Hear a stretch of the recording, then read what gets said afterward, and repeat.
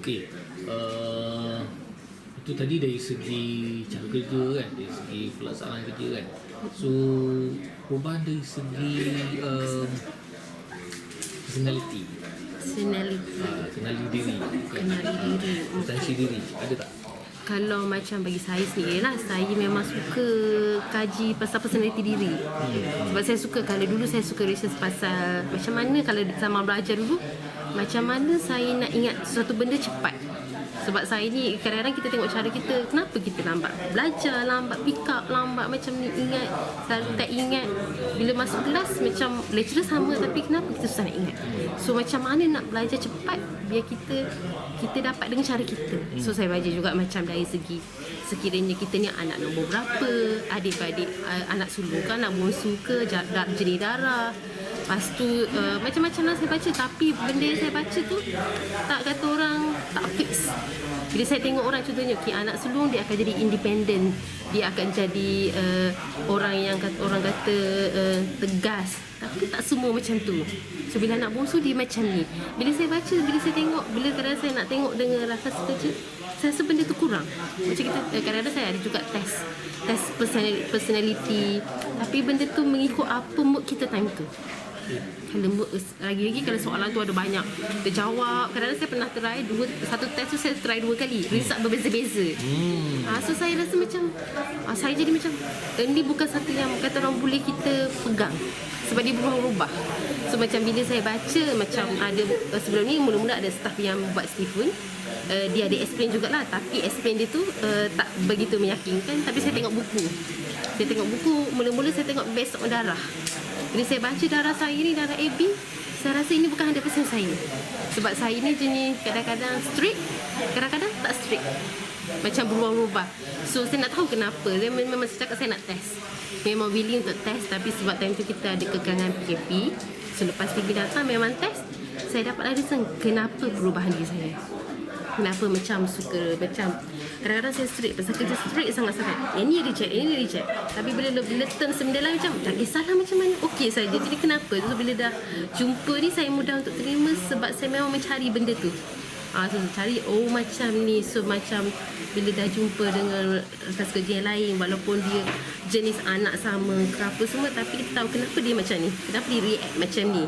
Rupanya sebab MK dia macam ni. So kita lagi mudah untuk tolerate lah, macam okey orang ni macam ni. So kita macam kita apa, kita kena cara lain untuk cara nak catch dia macam mana. So kita lebih macam bukan kena kenal dia daripada dia segi dia anak. Itu pun mempengaruhi juga. Tapi dia macam daripada MK ni, dia lagi banyak macam dalam 70% untuk setiap orang. Tapi ada juga yang masih macam tak nampak MK dia. Sebab mungkin faktor family, macam saya pun faktor family saya yang lebih kepada yang jadi straight sebenarnya. Sebab tu bila saya buat kerja, jadi macam bila jumpa benda yang serabut, saya jadi pening. Bila saya buat account ke apa, saya banyak pening. So bila saya dah tahu saya bukan pure sensing, so saya tahu saya intuitif. So saya cuba untuk kurangkan sensing tu, maksudnya lebihkan intuitif. So kita fokus on tu, dan kita tahu okey kat mana kita nak fokus, kat mana tak. So bila dah kita buat STP ni sekali dengan SOP, kita punya sistem semua, saya jadi bila terima, kita jadi macam saya rasa seronok tengok borang ke apa ke tak macam dulu. Saya serabut sebab saya ni orang yang ada sensi. Bila mula-mula saya tengok, saya takkan tengok sensi sebagai orang sensi. So itu tak datang. So bila dari situ jadi macam orang kata macam kita rimas lah tengok. Bila dah rimas, bila lama okey, kita nak tengok, jangan tengok dalam keadaan nak detail. So saya tak tengok go through daripada atas sampai bawah. Kita tengok dulu.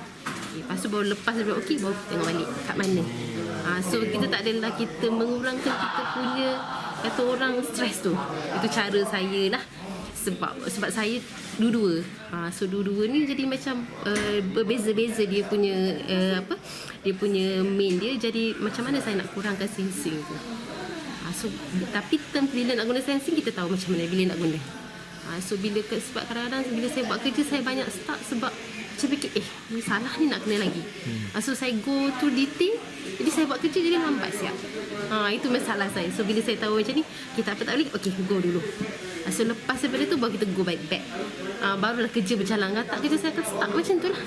Itu cara saya lah bila melibatkan Steve ni lah.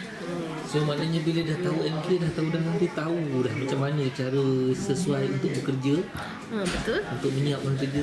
Dan juga dah tahu macam mana bila kita nak, contohnya kita punya bos pun berbeza-beza, macam mana kita nak bagi dia buat keputusan cepat. Sebelum ni memang dah nampak macam bos kebanyakan thinking, dan memang nampak bos saya memang suka data.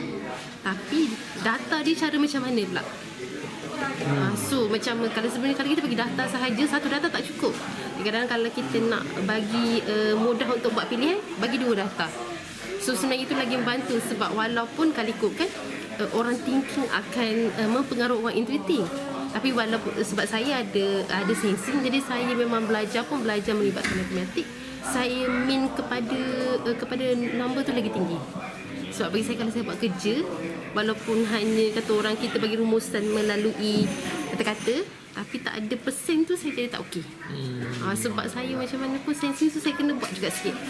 Bagi biar rasa kepuasan tu lagi tinggi. Bila kita buat keputusan apa tu, rasa itu lagi fix.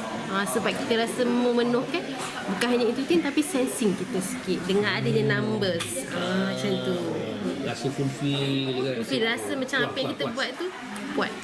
Jadi kita confident dengan apa yang kita buat tu. Macam tu. Okay.